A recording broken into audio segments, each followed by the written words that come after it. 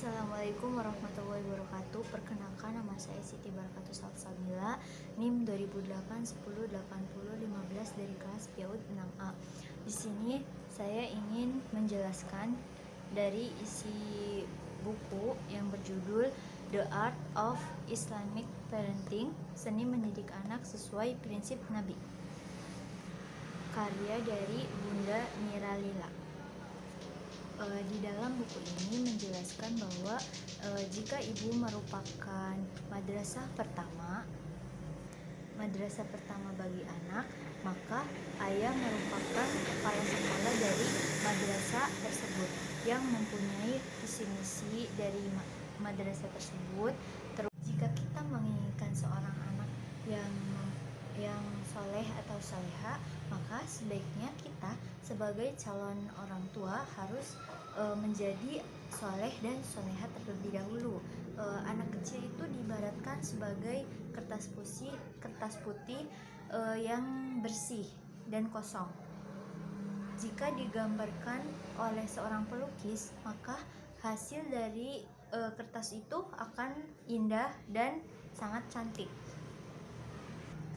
Demikian pula jika anak diibaratkan sebagai gelas kosong, bisa kita isi dengan air putih, susu, atau teh, dan bisa juga diisi dengan hal-hal yang haram, contohnya seperti minuman yang memabukkan. Itu semua tergantung dari siapa dan bagaimana orang yang mengisinya. Lalu persiapan apa saja sih yang harus disiapkan agar menjadi orang tua yang baik itu?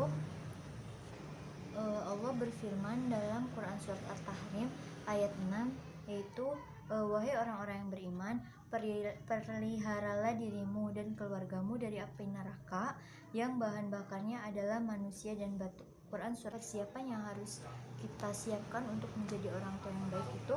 Yang pertama, memilih calon ibu atau ayah yang baik. Anak yang baik akan terlahir dari orang tua yang baik. Lalu yang kedua, ada menjadi orang tua yang berilmu atau beragama.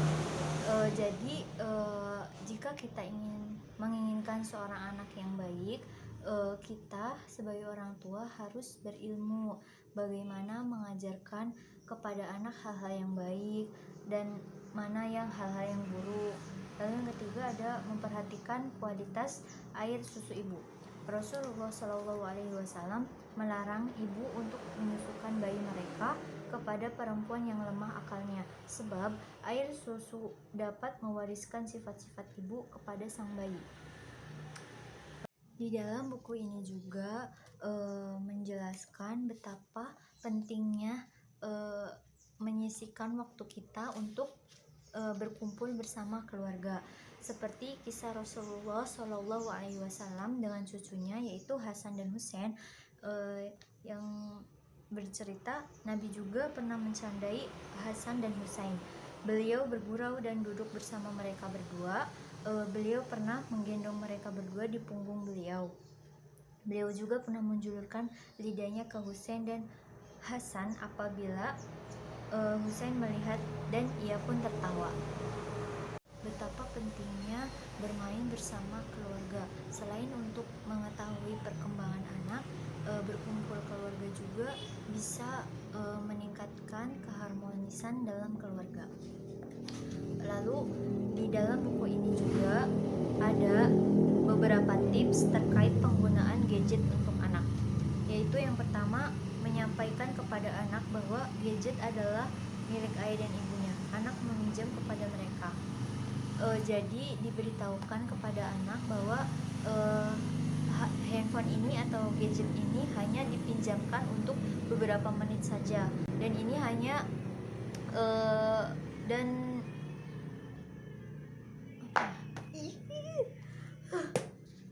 dari buku ini juga ada beberapa tips terkait dengan penggunaan gadget untuk anak. Yang pertama, menyampaikan kepada anak bahwa gadget ini adalah milik ayah dan ibu, tidak boleh dimainkan seperti milik sendiri.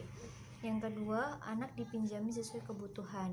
Jadi di waktu anak bermain gadget, misalkan dari pulang sekolah sampai ya 15 menit atau 20 menit paling lamanya. Lalu yang ketiga ada ayah dan ibu bersama anak sepakat untuk konsisten atas komitmen tersebut. Harus ada kesepakatan. Misalkan dibilang nanti jam segini harus sudah selesai ya main gadgetnya. Atau yang berikutnya ada menjelaskan kepada anak apa bahayanya dan berdiskusi. Misalkan kalau adik terus-terusan main HP, nanti apa coba resikonya? Misalkan bisa sakit mata, penglihatannya terganggu, terus jarang main sama teman-temannya, seperti itu kurang lebih. Sekian dari saya. Wassalamualaikum warahmatullahi wabarakatuh.